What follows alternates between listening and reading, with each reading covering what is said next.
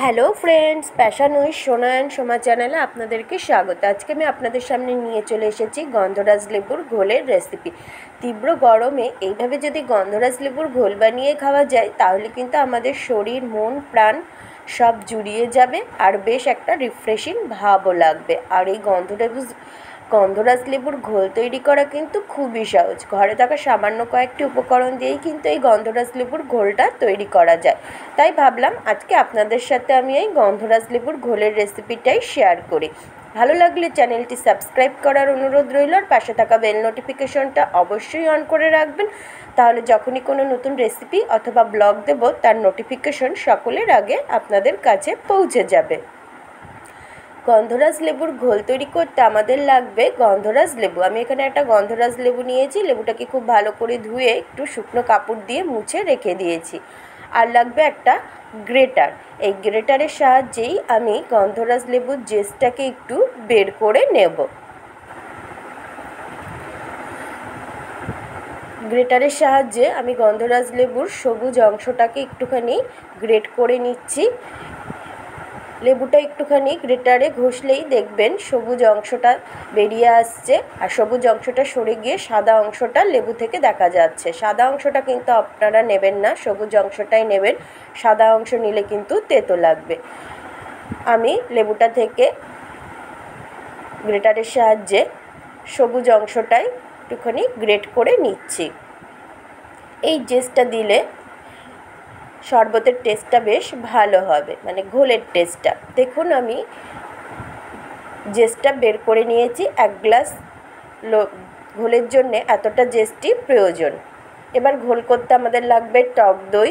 এখানে হাফ বাটি টক দই আছে, আর আছে 2 টেবিল চামচ চিনি, হাফ টেবিল চামচ এমনি নুন, আর হাফ টেবিল চামচ বিট নুন, আর নিয়েছি 2 ফালি গন্ধরাজ লেবু, আর এখানে আছে আইস কিউব, আর গন্ধরাজ লেবুর জেস্টও আছে।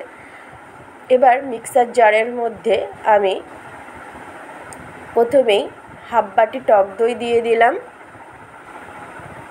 আর দেব নুন, চিনি, বিট নুন, এগুলোও দিয়ে দিলাম। আর জেস্টটা আমি দিয়ে দিচ্ছি, কিছুটা জেস্ট আমি দিলাম এখন, আর বাকিটা একটু রেখে দিয়েছি ডেকোরেশনের জন্যে। আর আইস কিউবগুলো দিয়ে দিলাম। এবার দেব গন্ধরাজ লেবুর রস, প্রায় 2 টেবিল চামচের মতো কিন্তু গন্ধরাজ লেবুর রস আমি চিপে দিয়ে দিচ্ছি। গরমকালে এই সমস্ত জিনিসপত্র কিন্তু সবার বাড়িতেই থাকে, আর গন্ধরাজ লেবুর এইভাবে ঘোল বানিয়ে খেলে পেটও ঠান্ডা থাকবে, আর এই গরমে শরীর, মন, প্রাণ সবই কিন্তু জুড়িয়ে যাবে। আমি গন্ধরাজ লেবুর থেকে রসটা বের করে জারের মধ্যে দিয়ে দিলাম। এবার দেব সামান্য একটু ঠান্ডা জল। যে বাটিতে আমি দই নিয়েছিলাম সেই বাটির মধ্যে একটু ঠান্ডা জল আমি দিয়ে দিচ্ছি। সামান্যই দিলাম, হাফ বাটিরও কম দিয়ে আমি মিক্সার জারের মধ্যে দিয়ে দিলাম। ঘোলটা একটু ঘনই হয়, লস্যির মতো অত পাতলা হয় না। এবার আমি মিক্সার জারের ঢাকনাটা বন্ধ করে দিলাম। এবার এটাকে আমি গ্রাইন্ডারের উপরে বসিয়ে দিয়েছি, মিক্সার গ্রাইন্ডারের উপরে। এবার খুব ভালো মতো আমি একটু গ্রাইন্ড করে নেব।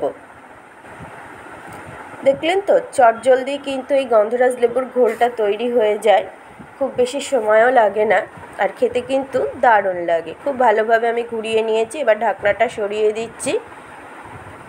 এবার একটা কাচের গ্লাস নিচ্ছি। এবার আমি ঘোলটা ঢেলে দেবো। দেখুন আমি ঘোলটা ঢেলে দিচ্ছি। ঘোলের ঘনত্বটা দেখেই আপনারা বুঝতে পারছেন যে এটা খুব পাতলাও হয়নি, আবার খুব বেশি ঘনও কিন্তু হয়নি। এই রকম ঘনত্বের ঘোল কিন্তু আপনারা তৈরি করবেন। এবার ঠান্ডা ঠান্ডা ঘোল খাওয়ার জন্য আমি দিয়ে দেবো আইস কিউব। আমি আইস কিউবগুলো দিয়ে দিচ্ছি,